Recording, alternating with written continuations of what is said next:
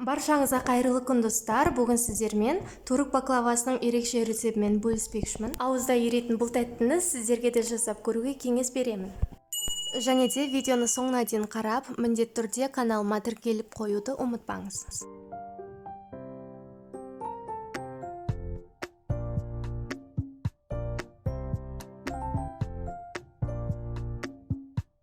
Ең алдымен бір жұмыртқаны жарамыз. Үстіне алдын ала ерітіп алған сары майды құйып араластырамыз.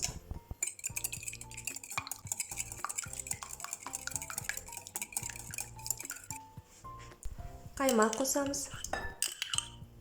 Бір келкі масса болғанша жақсылап араластырып аламыз. Бір қасық алма уксусын қосамыз. Және де жылы су құямыз. Сұйық май құйып, бір келкі масса болғанша араластырып аламын.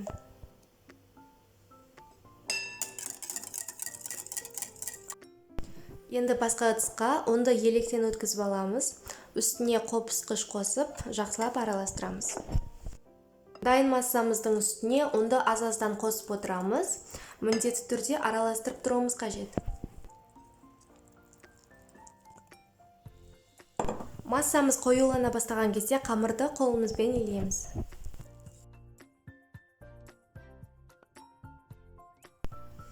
Екі баклавамыздың қамырын илеп дайындап қойдық. Енді салафанға салып, холодильникке жібереміз.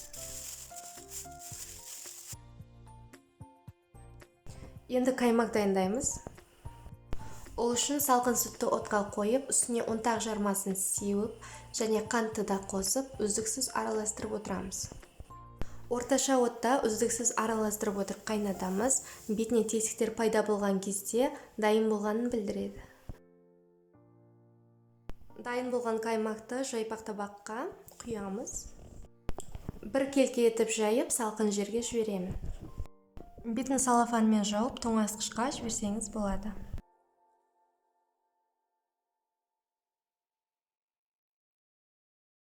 Баклаваның бетіне жағу үшін сары май мен сұйық майды ерітіп дайындап қоямыз.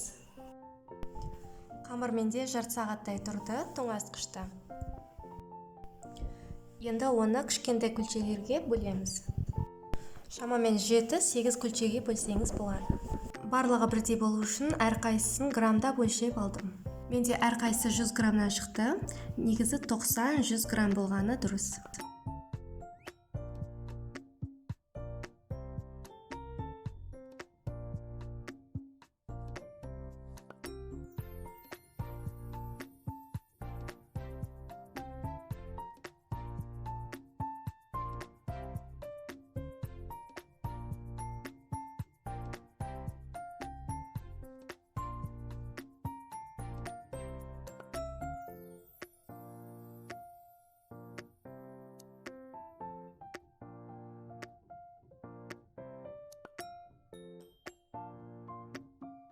Баклаваның қамырын жаю үшін жүгері крахмалын қолданамыз. Ұнды мүлдем сеппейміз. Қамырды жайып бастаған кезде жүгері крахмалды қамырдың екі жағынан молынан сеуіп аламыз. Яғни қамыр жаю процесінде ешқандай да қиындық тудырмайды. Қамырды жайып бастаған кезде крахмалды молынан жағамын, одан кейін тек жабысқан жерлеріне ғана сеуіп отырамын. Өте көп жағуға болмайды, себебі қамырымыз құрғап, ашылмай қалуы мүмкін. Және де тағы да бір ескеретін жағдай, қамыр жаю процесінде есік терезелердің барлығы жабық болғаны дұрыс. Барлығын жауып қойып, жылдамырақ жаюға кеңес беремін. Екі қамырды бірге жайсаңыз да болады, жүгері крахмалын қолданғандықтан жабыспайды.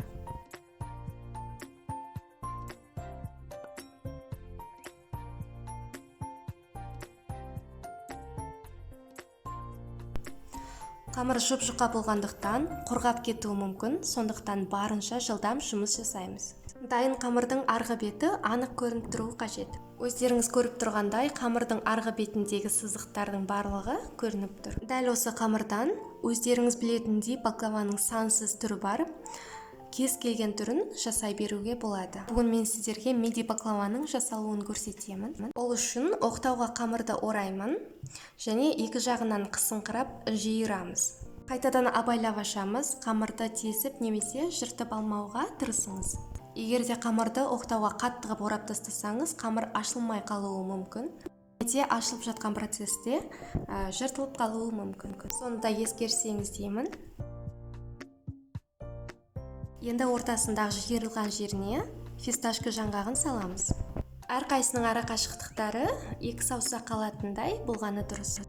Ең бірінші жаңғақты орналастырып аламыз, одан кейін үстіне салмасын саламыз. Айта кетейін, өзіміздің қалауымыз бойынша кез келген жаңғақпен алмастыруға болады. Салмасына келетін болсақ, егер де қаймақты ұнатпасаңыз, творожный сыр салсаңыз да өте дәмді болып шығады. Енді дайындап алған қаймақты әрқайсына 1 қасықтан қойып шығамыз.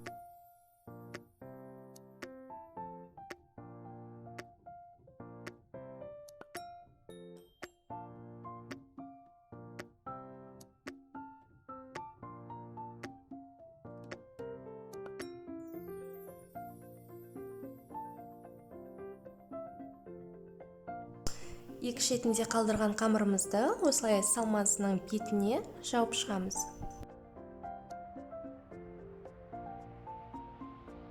Және де әр шариктің жанындағы қамырды осылай қолымызбен бекітеміз. Бекіткен жерімізден пышақпен кесіп бөліп аламыз.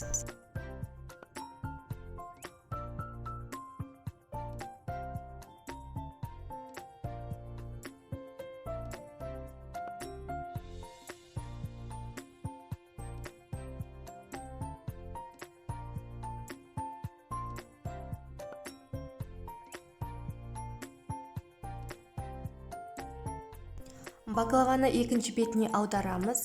Екі шетінен ұстап тұрып, төменге басамыз, яғни өрнегін шығарамыз.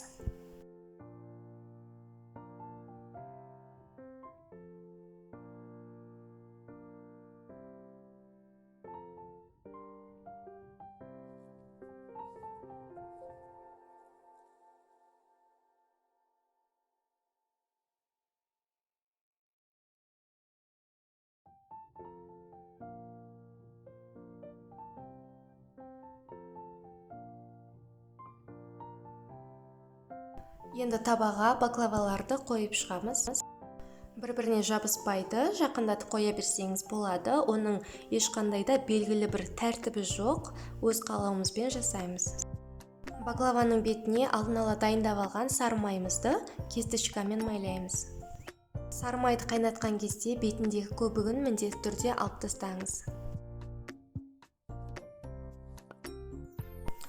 Қызып тұрған пешке жібереміз. 180 градуста 40-45 минутта пісіріп аламыз.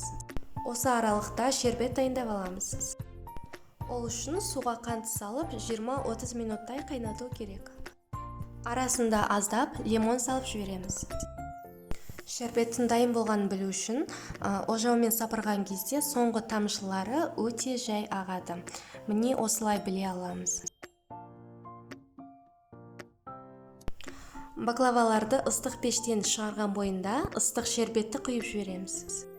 Осылайша 2 сағатқа қойып қоямыз. Одан кейін бір түнге тоңазытқышқа жібереміз. Бір күнде баклавалар шербетті өзіне толықтай сіңіріп алады. Неке біздің бір түн тұрған баклавамыз дайын. Дәмі өте ерекше болып шығады. Міндетті түрде жасап көріңіз. Маған сеніп менімен болғаныңызға рахмет. Келесі видеода көріскенше сау болыңыз.